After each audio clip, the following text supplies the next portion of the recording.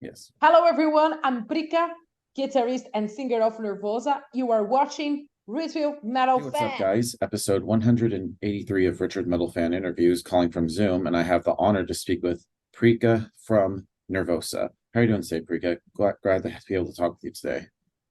Yeah, I'm fine.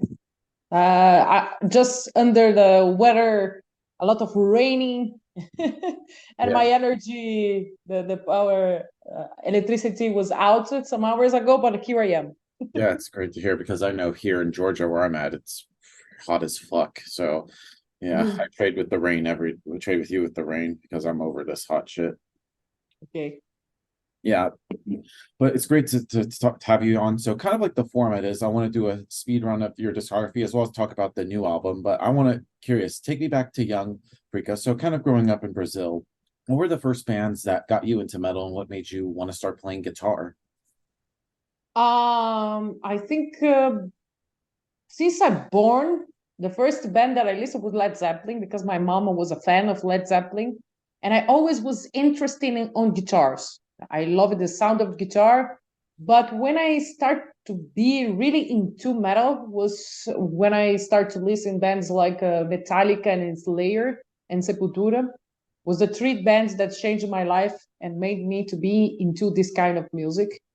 And I remember to listen the guitars and the very heavy thing, and I was saying, yes, I want more of this. Yeah, This was the band. Yeah. hell yeah. And so were you in any bands before starting up Nervosa or was Nervosa your first band?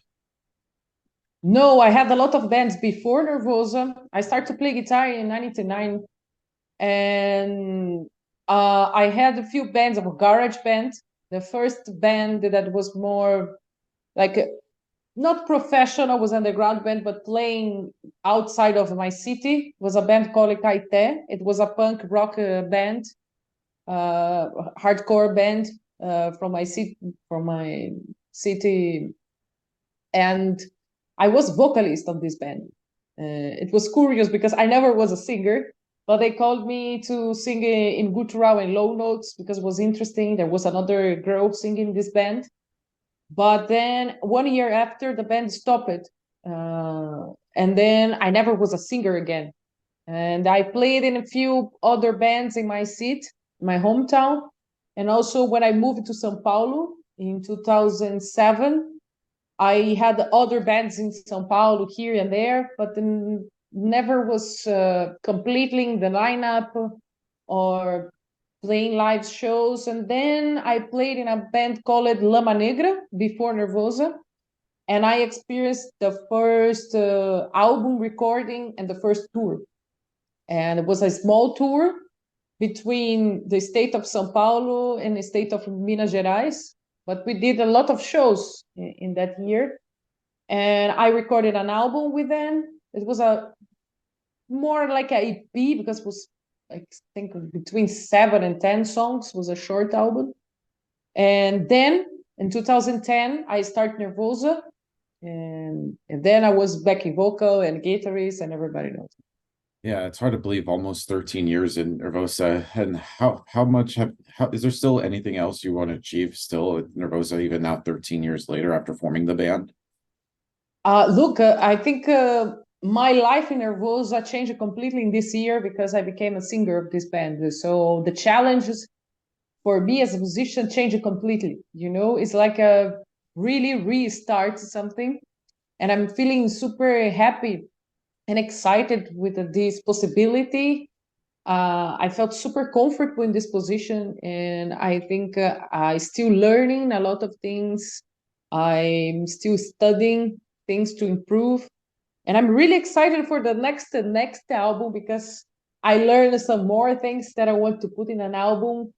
And yes, to have a new like position in the band, changing everything for me. Yeah, and tell me about like that first demo you did in 2012 because I was just trying to do my research beforehand. I think it's very raw sounding. Where was that recorded at? Uh, Sorry. Yeah, the 2012 demo that Okay, you it's did. because it's freezed a bit. Yeah. Sorry. Yeah, so tell me about like that first demo you did 2012. Like where was that recorded at? It's just very raw sounding. Yes. When we started the band in 2010, me and the drummer, the first drummer, we were composing some songs, and we had like 4 songs ready. And we say, okay, we are having a lot of opportunity. We have to record this, and we choose a studio in São Paulo that it's from the guys from a very classical band in Brazil, and one of the most important thrash metal and metal band in Brazil called Corsos. So the singer of this band, Marcelo Pompeu, he was our producer in this album, and the other guy, the guitarist Eros, he was the sound engineer who mixed it and mastered our album, our demo and our first album. So the experience was amazing because we were in a very historical studio in São Paulo, which many bands in our metal scene recorded. And I remember being super like living a dream, like, wow, I can't believe that this is happening. And wow, we are here. And I remember enjoying every single moment. Yeah. And then, of course, you started playing locally around Brazil. And then, of course, you got signed to Napalm Records. How did Napalm Records find Nervosa? We are very lucky band because I remember when we recorded the demo, which was 3 songs only. We released our first video clip, Masked Betrayer, and like a few weeks after, I think 1 week or 2 weeks after, Napalm already contacted us because our video clip was a kind of viral, in all the world. And they contacted us. They want to sign a contract. And it was amazing. We still didn't release our first album, and then we already have like this extra tour, like professional thing. And this actually was like the fuel for us to keeping going very strong. Yeah.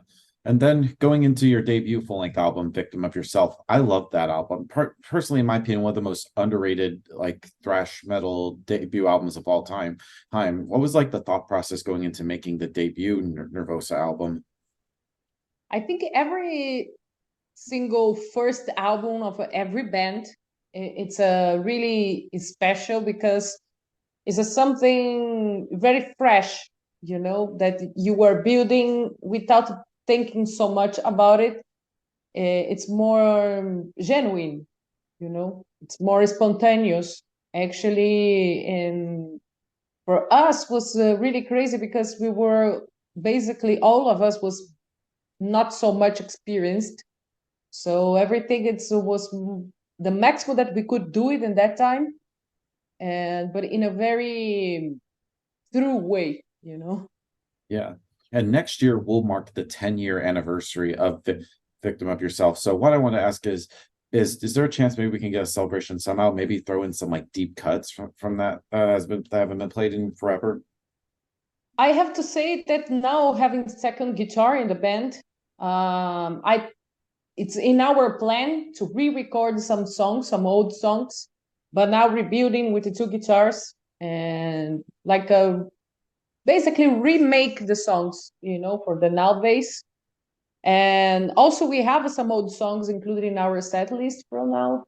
And I really want to keep it because make part of the history of the band. For me, it doesn't make sense to play only the new songs. Of course, we have to play more the new songs because we are promoting the new album and everything. But also keep the history of the band. For me, the set list is really important. Yeah.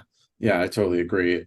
And so when Victim of Yourself first came out, what was that whole like touring cycle like? Did you start playing outside of Brazil for the first time? Yes, I mean, before we recorded a demo, before we have the music going out, we already had some kind of offers for Nervosa to play in live shows in Brazil. Brazil is a huge country. It's like US. We can make a tour only in US or only in Brazil. The logistics in Brazil, it's a bit more complicated than in US because we have a lot of regions that doesn't have good roads or neither roads.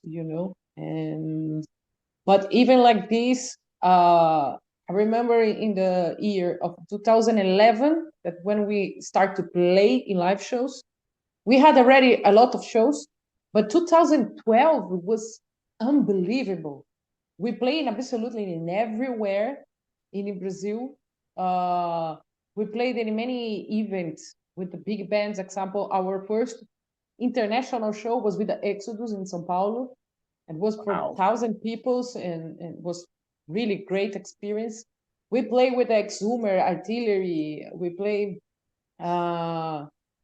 with I forget the other bands. Grave.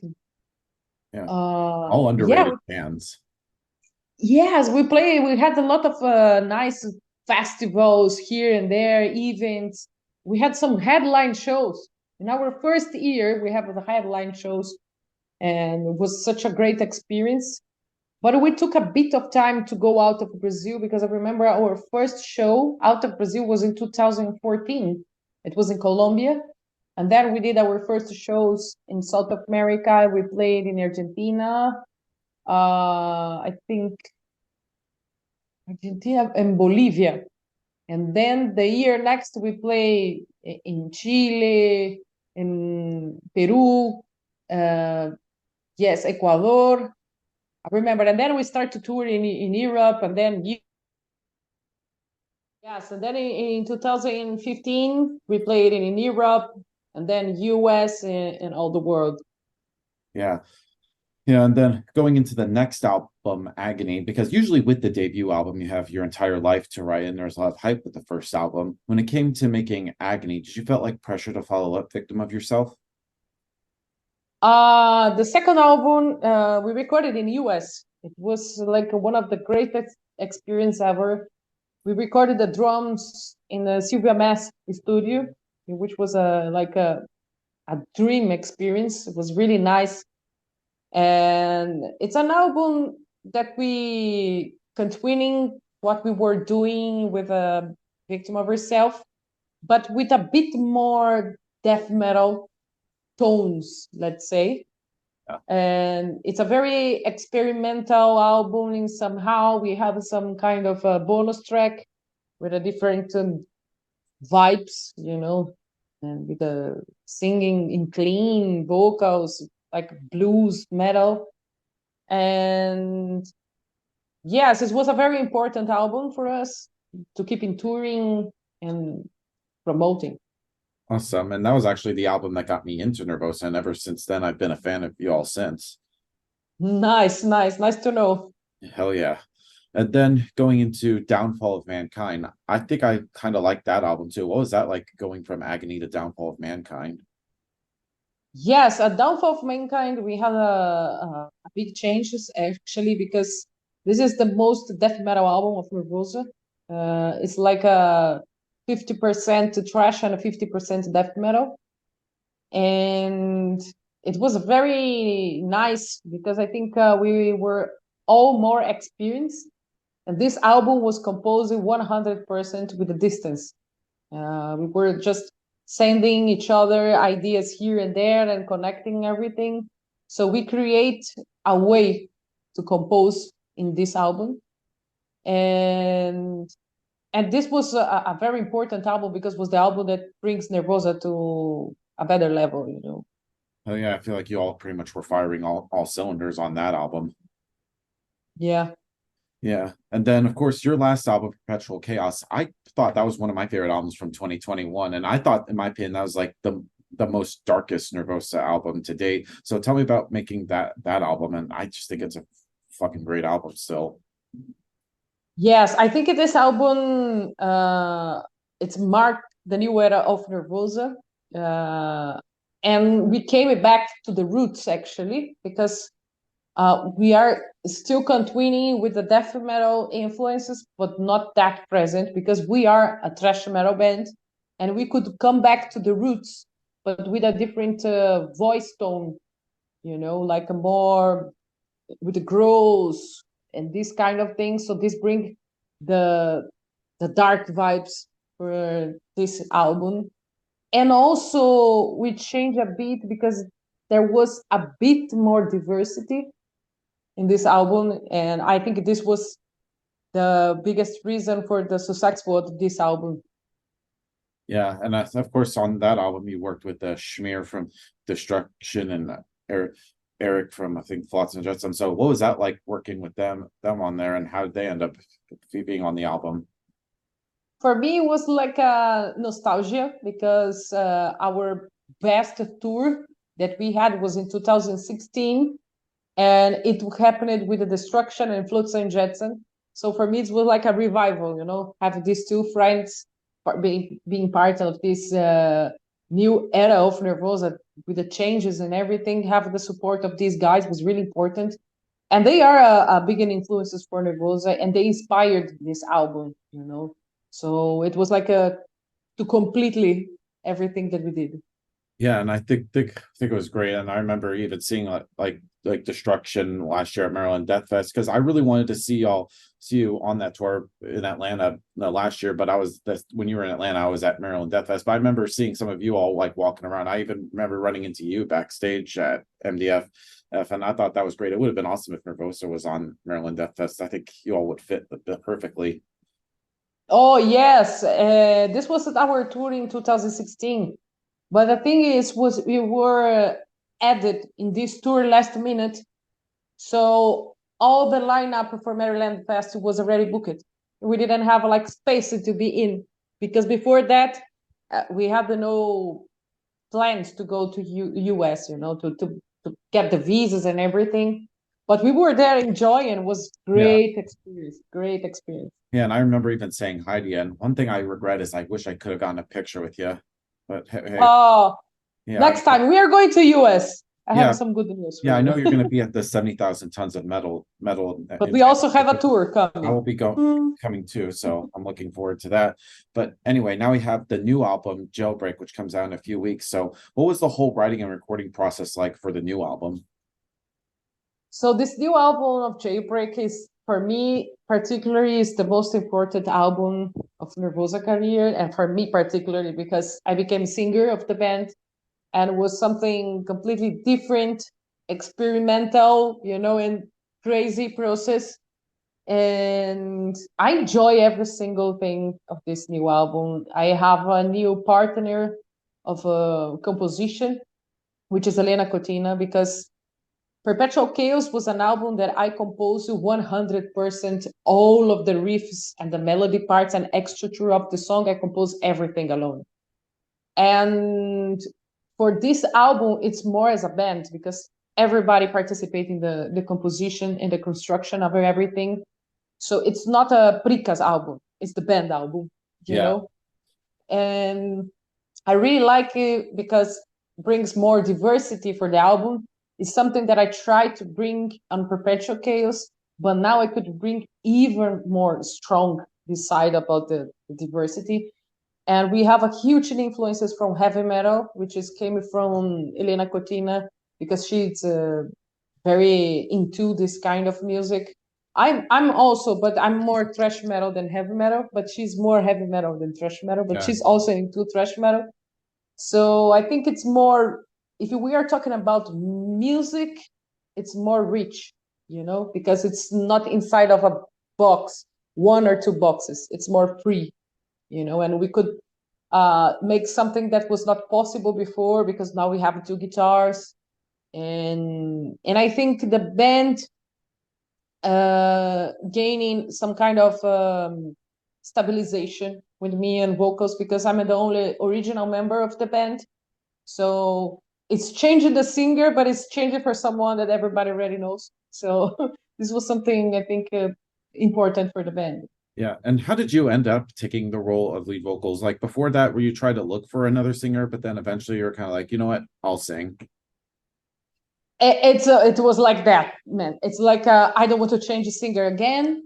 I don't want to trust in someone and put in the band that after we leave for whatever reason that I can understand, but we'll leave the band, whatever. And I say maybe now it's a time for me to give a chance for me to be a singer because if this works, will be the best for the band. So the first thought that I had was this one, and I say, okay, but let's see if I can do it. So I had some months to prepare myself to study, to have some classes, to give some try, and I was feeling more comfortable. And in the moment that we recorded this new album, I was basically jamming in every single song, but I was just feeling the song and singing the way that I wanted. But without notion which kind of techniques I'm using or whatever, which is important thing, but in somehow it's more natural, it's just coming out. Right. Right. And then how did you end up finding like the new members being Helena, Hellfire, and Michaela? Well, Elena, she joined the band like 4 months after we released Perpetual Chaos, because it was in my plan already to put 2 guitars. But in Perpetual Chaos, I could not make this happen because we had a change from 3 pieces for 4 pieces. And we were in the middle of the pandemic situation. So to have another member will be very hard for the logistic and for the money. During the pandemic, everything was like Too many cooks in the unstable. kitchen. Yes, I say no. The guitarist will be for the next album. So, but we start to work behind of the scenes. So since 2021, May of 2021 was, we start to compose the new album. But we couldn't announce her just this year when the promotion of the new album started. And the drummer joined Nervosa in the end of last year in 2022. She composed the album, all of the drums of this album, basically 2 weeks before to get in on the studio. And also she composed some more things in the studio with our producer. And it was a really great process. She's really professional and super creative. It's the most creative drummer that I work with. And Hellfire joined Nervosa in the last minute. We recorded the new album, entire album. Elena Cotina, the guitarist, recorded the bass also because we were with no bassist available in the studio, and we have to work with a deadline from Napalm, so we could not wait so much or move the recordings. So, and she joined Nervosa when we were doing mix and mastering. So she recorded only one song, Hellfire. It was Seed of Death. Yeah, I still think like you all found, I think you found like a great musicians, especially with having 2 guitars now. It just sounds a lot more fuller and a lot heavier. Yes, it was something that I wanted since the beginning. But Nervosa had the first lineup of Nervosa was with the 2 guitars. But after the guitarist leave the band because she was living in a different state of São Paulo, she was living like 6-7 hours from us. She could not follow the activities of the band, so she decided to stay there and not move. So since we've decided to be a trio because logistically was better, the money sharing was better, I was waiting for the moment that Nervosa had a better extra tour to add a second guitar. But this only happened in Perpetual Chaos. But with the pandemic, I have to postpone a bit. So, but now finally, I waited so much. So now we have 2 guitars. Yeah, that's awesome. And with Jailbreak, did you want to continue in the same vein as Perpetual Chaos, or did you want to try something new that you all haven't done before? Yes, example, the beginning of the song Seed of Death was something that I was trying to make it before, since Downfall of Mankind. I was trying to create something like that. But for me, never was good enough. And I say, no, it's not exactly what I want. Okay, next album I try again. And in Perpetual Chaos, I try to do something like this, but it's very hard to do something like this with one guitar, like I don't want to make an intro that we are not able to play live. Yeah, you don't want to Because have to this use is backing easy. tracks or anything. Just make it have the album played live. Exactly. So, and then I say, okay, let's make different. Let's leave it when we have the second guitar. So this album now we have a lot of guitar duos, this kind of melodic and beautiful thing with acoustic guitars here and there. So this is the biggest change. More doors are opening. So we can bring in more diversity because of that too. Yeah. Yeah, and being as of course now at this new lineup, like y'all are from different parts of the country, you from Brazil, Helena and Hellfire from Greece, and of course Michaela from Bulgaria. How does that sort of like change the dynamic for Nervosa? I think it changed for the better because before each member was in totally different country and I was living in Italy. But now I moved to Greece and I have basically all the members around because the two Greek girls live in Greece, of course, and the drummer lives in Bulgaria, which is 5 hours driving by car from the center of Greece. So everyone is close, to rehearse, to meet in person. It's easier right now. Yeah. So I And think the band game. yeah. And sort of like taking over, like now being the lead vocalist, did you ever listen to like sort of like the previous albums and be like this, try to be like that? Or did you wanted to try like try something new with Jailbreak? Before I joined the studio, I was thinking so much. I was with a lot of insecurity thoughts, and you know, but till a certain point that everything start to hit a very high level of anxiety for me, I put a wall, like I close it, a door, and I say, no, I will not think about anything. I will just go to the studio and I will just do it. So I closed everything. So I start to think about it. When I stepped in the studio, I was listening the song, taking the lyric, and just open my mouth and screaming, without to thank you so much. And I say, this is my voice, this is what I can do, and I'm doing the best that I can. So I was not thinking about any direction. I Yeah. was just worried to have my voice for in a good condition to record and give it what the music was asking for me, like aggressivity or low vocals or high vocals. Only this that I was thinking.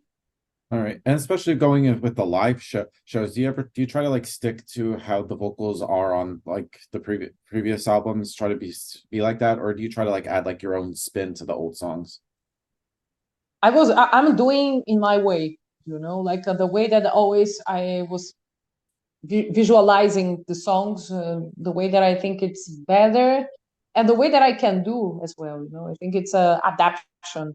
I don't want to copy anything because I think each singer of this band has her particular personality and qualities, and I live there. So I have to find my way and my style, and not copy anyone. So this was my thoughts for this new album. All right. And talking about like your guitar playing, because I think your guitar playing is really great. It's also rhythmic, but also very technical as well. Do you pretty much know like music theory? Do you ever like practice like what skills you're using and what like chords and all that stuff? I don't study so much theory. First, because when I start to study, I didn't have like access for this kind of thing. I didn't have any kind of teacher specialized in metal. I didn't have money to go with any kind of teacher or classes. My city was very small. Everything was super limited. And then I remember that that time the internet in Brazil started to be more popular and more accessible. So I was looking for some tabs here and there in some websites, but then it came some like the YouTube start a bit of years later, and I started to study here and there, but I never been to theory because in that time I was hearing a lot like if you study so much theory you will think like a robot, and I was believing in that, so I was trying to avoid to go so deep to theory, but I was more like grab the guitar and play what I want. Yeah. But actually this was a mistake because if I knew more about theory, I think I could be even better. But I just accept my history. I just accept like my conditions and everything. I'm totally fine with this. And yes, but I think the road, like doing tours, playing a lot, and listening what other musicians has like experience and change an experience. I think this make me to grow more. Yeah. Yeah. And talking about now also singing and playing. playing guitar. When it comes to like the making of this new album, did you ever have to like practice like singing and figure out where your hands are per fret with the words? Like, how does that work? Or do you try like make it how you can also pull it off live? Was that kind of hard? No, because before I was doing backing vocals, and so I have a certain kind of coordination of both, you know. But of course, singing an entire song is totally different. But what helped me is our set list was songs that I was playing for 2 years. So I don't need to think about what I'm playing, you know. I just have to pay attention what I'm singing. So this gave me a totally comfortable zone. So that's why I think it was that easy for me. But I have to see how it's gonna be for the new songs. Yeah. Yeah, and especially because I like I'm no asking this way in advance because with the new songs that we've heard, like is that like the same direction are you gonna like look for future albums? Yes, yes, of course. Yes. I think now having a second guitar, uh, it make my life a bit easier, you know, because example, more complex things, Elena can do it and I can do more simple stuff. But it's everything is about sit down and practice. There are some songs that I will take more time to learn and other songs that will be easier. So it's just to face the challenge and not give up. Awesome. Anyway, I got two more questions for you. You know, one thing coming from Brazil, definitely one of the best like countries in the world, like especially with metal, like you and Sepultura, Crisian, Angra, so many different bands. So, what was like the metal scene in Brazil like for you? Did you feel comfortable with it, or was the goal for Nervosa to get outside of Brazil and play in front of different countries and audiences and stuff? Yeah, Brazil have a really one of the most important metal scene in the world, actually. The band that opened the door and make our scene stronger was Sepultura for sure, but also we have a lot of other important bands like Corzus, like Torture Squad, Claustrophobia, Dorsal Atlantica, Overdose, Sarcophago. All of these bands are really important for the metal scene. Crisium, of Yeah. course, and like and I was in São Paulo. São Paulo is one of the biggest city in the world. It's like 23 million people living in São Paulo city. Holy shit. So yes, everything's happened there. So all the bands actually moved to São Paulo and everything started to happen. And we are lucky because I am from this region, so we could start Nervosa in this area. It's the area for metal. So I'm really proud for where I came from and everyone that make part of this metal scene. We sometimes face the challenge of the money. Talking the economic situation in Brazil, it's not helping so much sometimes because the people doesn't have money to go for so many shows per month. But I think we are trying to adjust of the situation that we have, and we always find a way to make the things happen. Right. So it's a really beautiful way how the things works for the metal scene there.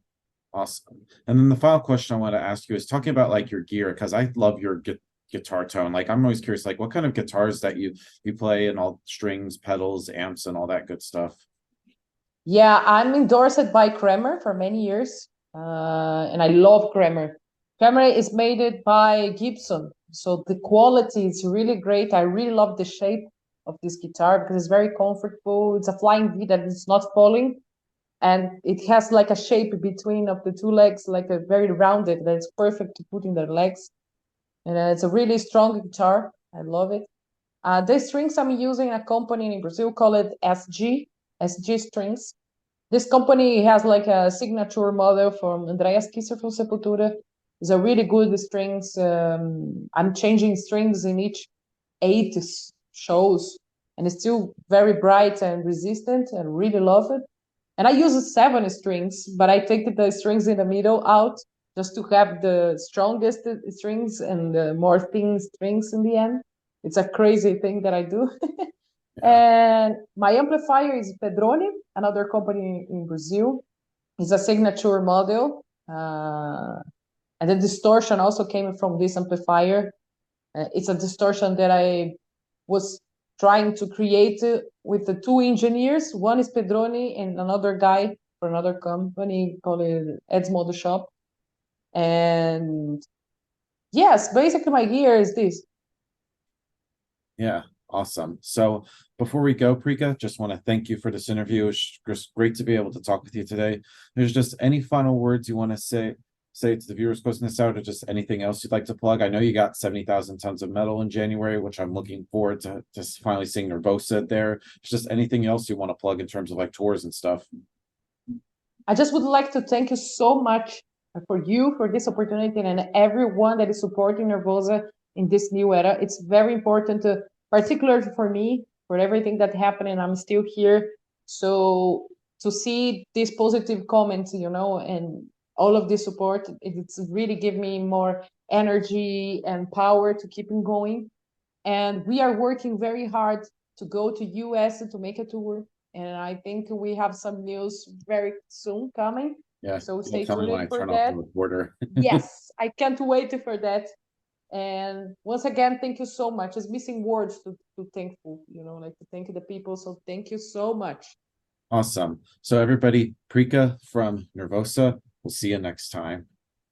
See you.